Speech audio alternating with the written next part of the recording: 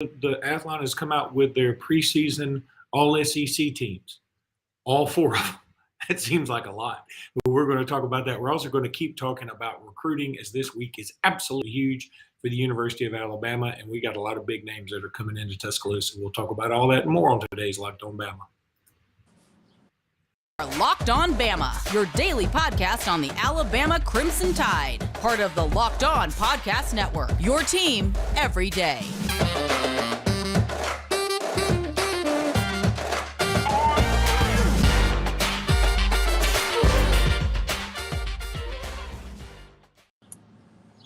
Hey, everybody. Welcome back into Locked On Bama. Luke Robinson, that's me. Jimmy Stein, that's him. Jimmy, how are you today? Good. Talking about those summer magazines today. It's special. It's more special to me than most. You know, I'm such a traditionalist. I want to hold that magazine in my hand. And every time I see somebody online take a shot at the magazines and go, you know, those are dinosaurs. I mean, just read the internet. It's got more updated information. I know I work for a site that updates the information about the team and recruiting every day, but I still want to hold that magazine in my hand. And really, I don't get Athlons or Lindy's to read about Alabama. That's right. I know Alabama, and I think everybody listening to this show knows Alabama well enough to where, I can't wait to learn about my team. No, I get Athlons and Lindy's to learn about the other teams. I spend so much of my time on Alabama. Every now and then I'm like, oh shit, who's going to play linebacker at Ole Miss? And the answer is mostly in that magazine. No, that's absolutely right. We want to thank everybody for making Locked On Bama the first place you listen when it comes to Alabama podcast. And Jimmy, I mean, as you were talking, you were like, when I get that magazine in my hand, I feel something special. It's like getting an Athlons at age 49 is the equivalent of 14-year-old Luke getting a Playboy. There has to be a better way to put that, but it's kind of true. I want to talk first about Athlons. They came out with their all SEC teams, and for some reason, I mean, I don't know why. I know Phil still does this too. Why these magazines feel compelled, unless they are a part of the everybody gets a trophy community, to make 4 all SEC teams. Frankly, I think that's just a little nutty. I mean, first of all, when you get to the 4th team, and the 4th team, the running back is Rocket Sanders of Arkansas and Jabari Small of Tennessee. Those are 2 of the guys that I'm buying Athlons to find out about. I didn't know who they were. And so I feel like it's like throw everybody a bone here and get everybody involved one way or the other.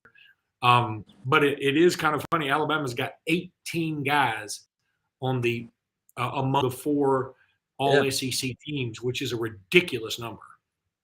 If they just did a 5th team, we'd have got all 22 of our guys, right? I mean, why not do a 5th team and get all 22 of the Alabama guys? Now, the 4th team is absolutely ridiculous, and frankly, the 3rd team is ridiculous. There should only be a 1st and a 2nd team if we're really serious about football. But I get it. I'm in the media business, and I suppose when you have 4 teams, that's a way of including everybody, and now you've got players from every team, and now you've made every fan base a little happy. If you just did the 1st and 2nd team, it's basically going to be a collection of Alabama and Georgia players, and it's going to piss off everybody else. So I guess you do 4 teams to include everyone, but it is very participation trophy-ish, and I only really am going to pay attention to the first 2 teams. Now, although I've looked at those teams, and the fact of the matter is there are Alabama guys on the 3rd and 4th team. You could legitimately make a case that should be on the 2nd team. But, yeah, I mean, the postseason, right? AP and coaches is the 1st team and the 2nd team. So that's what all this should be football-wise. Yeah. 1st team, 2nd team. You know, one thing that stood out to me just – there's probably no reason to break down these teams very much. But Alabama has Emil Ekiyor on the offensive line on the 1st team. And that's great. I mean, hey, we got our 1st team offensive lineman. Now, we usually have more than that, but we have 1. Okay. So then there's not offensive lineman on the 2nd team. There's not an offensive lineman on the 3rd team. There's 1 more offensive lineman on the 4th team, and that's Javion Cohen. So of all the positions, the 18 out of 22, or I guess you could call it 24 if you're going to include or 25 if you're going to include all-purpose kicker, punter, whatever.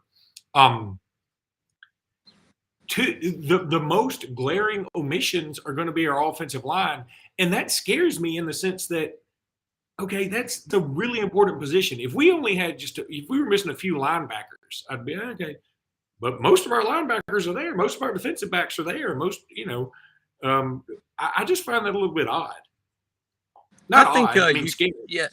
Well, I mean, I'm not looking at that. I mean, I'm not looking at it right now, so I can't look at it and say, hey, you should take this Arkansas guy off, take this South Carolina guy off, and put in this Alabama guy. That would be the most accurate way to do it. But I will say that it's fair if Tyler Steen, I think, would be a legitimate candidate to be on the second team. And that's not being biased at Alabama. I say if he had stayed at Vanderbilt, I would be saying the same thing. I think he's a legitimate candidate to be on the second team. And I think that Javion Cohen would be a legitimate candidate to be on the second team. And while I get not including J.C. Latham because he's never started a game, and I'd be uncomfortable putting anybody first through fourth team on for kids who have yet to start. But I do think there's a chance that in the postseason, Latham will play his way on to some postseason all-star teams, I think is realistic. But in terms of who should be on the list, I mean, in terms of how good a player they are, I would go Ekiyor first team, Cohen second team, Steen third team. I think that's very fair.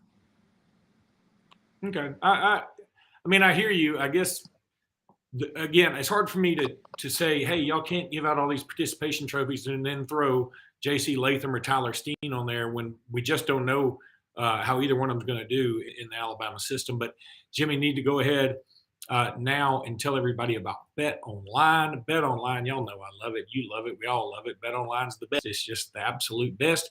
It's your number one source for all your betting stats and sports info. Find all the latest sports developments, news, and odds, including the NBA championships, the NHL hockey championships, Major League Baseball, and, of course, all the fighting news from MMA and UFC, and also NFL and college football futures. BetOnline is your continued source for all your sporting wagering information, including live betting, esports, and more. Head to the website today or use your mobile device to learn more about the trends in action. BetOnline is where the game starts. Also, Jimmy, need to let everybody know that you can go take our listener survey. It's a favor we're asking of you to go take it. We put together this survey so we can learn more about our listeners like you and make your favorite Locked On podcast even better. This is your opportunity to tell us what you like and what you don't like about Locked On Podcast. Go to lockedonpodcast.com/survey right now to get started. It won't take very long, and everyone that completes the survey can qualify for a chance to win one of 10 $100 Ticketmaster gift cards to take our audience survey. Go to lockedonpodcast.com/survey. Thanks for your help. Yeah, I'm not Jimmy, looking forward to reading that. I'm not looking forward to reading a lot of the comment cards. It's going to be a lot of, yeah, that guy that reads the ads is funny. Why is the other guy so grumpy all the time? I was thinking it's going to be the other way. The guy with the gray hair sure knows what he's talking about. Why do you need the other guy? And I think they're both right, Jimmy. We're both right. I did ask. They came up, the smart guys at On3, that's everyone but me, came up with this great idea to be on all the message boards, to have the expert on the message board, have an ask. So it's like a thread you can always ask the expert, always, that's open all the time. So they taught me into doing it, and today I wrote it, and it's called Ask Jimmy. So it's like anybody on the message board can ask me a question about the team or recruiting or anything that's going on, and then I had to write the preview piece for it, right? So I'm like, ask Jimmy anything, ask Jimmy about, and then I wrote the whole thing, and then I realized I ended it with, oh, and also ask Jimmy why he's referring to himself in the third person. No one told him to do this. No one said it was the right thing to do. No one provided a template. It's just that Jimmy feels, obviously, like if we're going to do an Ask Jimmy thing, he needs to refer to himself in the third person like he's insane. So I doubt it's very popular. Jimmy's getting inquisitive. All right.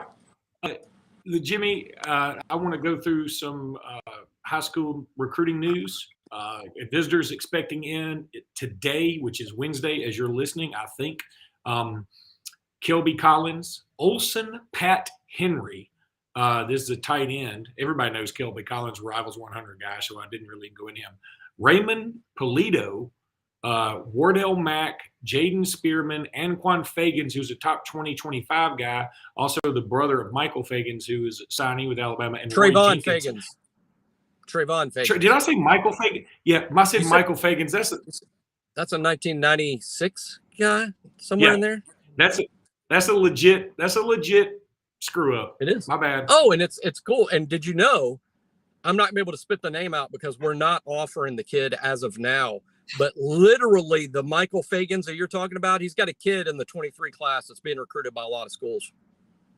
Oh wow, okay. So that was more of a relevant screw up than you knew. It is, and it's also, I mean, my age group probably is more familiar with the Michael Fagans than so.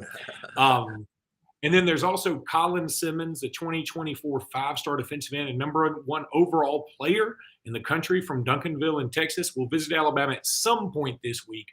They don't know which day yet. I'll say they, meaning the recruiting experts, including yourself.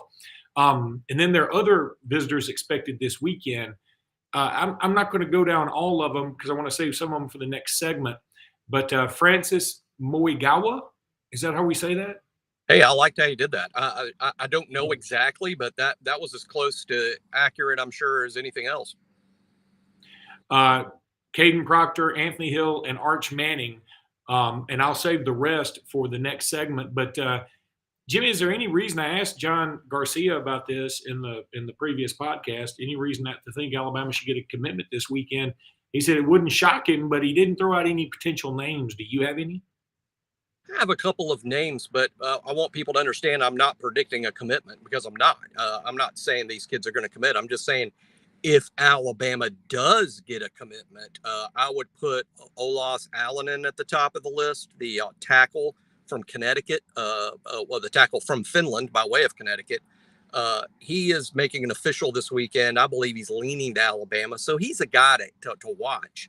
But I don't believe, even if the visit goes great, I think he's still going to give Ohio State a shot, later this month.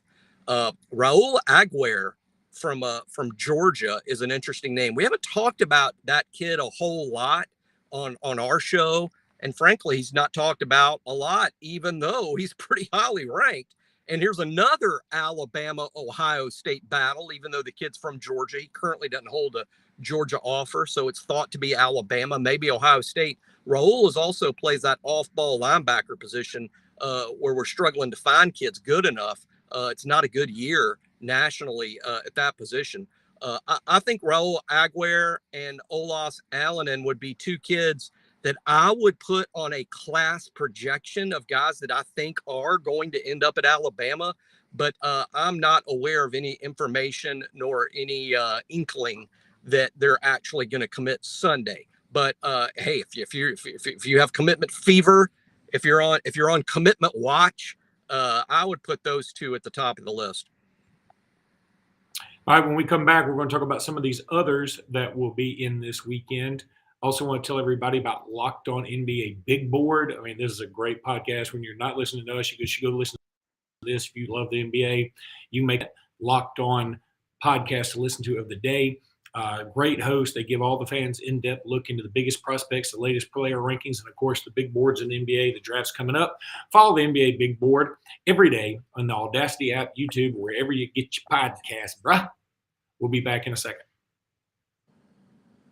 All right, Jimmy, so some more visitors that'll be coming in this weekend, it looks like. And here's where things get interesting. Eli Holstein should be in along with Arch Manning, I mentioned. So you got the two dudes Alabama had focused on in quarterback recruiting. One of them committed, one of them uncommitted, but still considering Alabama. You mentioned Raul Aguirre. Or is it Aguirre or Aguirre? I've been saying Aguirre, but I don't know. But I've been going Aguirre, and I guess I should always ask Hastings because he's the one who literally talks to the kids, so I assume he knows. But I go Aguirre for him right now. And then you mentioned Olas Alanen, and then there's also Wilkin Formby, who is from Tuscaloosa. Right. He has decided not to visit Auburn, by the way, and instead he is going to official Alabama, which I thought was interesting Right. considering he's from Tuscaloosa. And then also Richard Young will be in. So huge monster, one of the biggest weekends in the last few years, if you ask me. I hate when people say, it's one of the blank in a long, long time, because usually that's not right. But I do think this is one of the bigger weekends, at least of the summer, that I can remember. Yeah, it'll probably end up proving to be the biggest weekend of the year in terms of the quality and quantity of guys. I mean, maybe you bring in more kids than that some other weekend. Maybe you have fewer, but they're all big names. But I think in terms of quality and quantity, this is probably your biggest weekend of the year. You like having them all there at once because what you're hoping is Eli Holstein and Richard Young, who's very likely to commit to Alabama at some point. You hope that they're recruiting the other 5 stars to join the group. So that's why you like bringing them all in at once. Basically what I would say is, some weekends you might bring in a guy or two that you're not even sure Alabama's going to take, that Alabama's still making a decision on about whether this kid's a take or not. It looks this weekend, Luke, like they're all take. They're bringing in nothing but takes this weekend. These are all guys that they want. And then we'll see what happens. Again, I'm not projecting any immediate commitments, but commitments also wouldn't be shocking due to the nature of what this weekend is. And guys like Richard Young and Olas Aladdin and Raul Aguilar. I mean, the On3 recruiting prediction machine says Alabama leads for all those kids.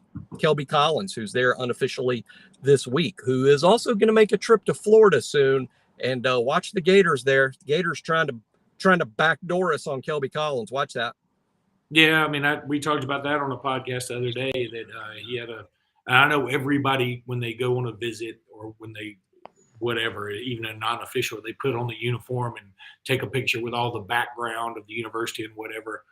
But Collins looked like he was sort of digging Florida, and Billy Napier is kicking butt. John Garcia talked about that a little bit too, that he's really targeted the state of Alabama. And what a good year to do it. We keep harping on this. This particular year in the state of Alabama is absolutely unbelievable. That's going to do it for this episode of Locked On Bama. I want to thank everybody for joining us. And please keep listening and keep subscribing. We'll talk to you guys again soon.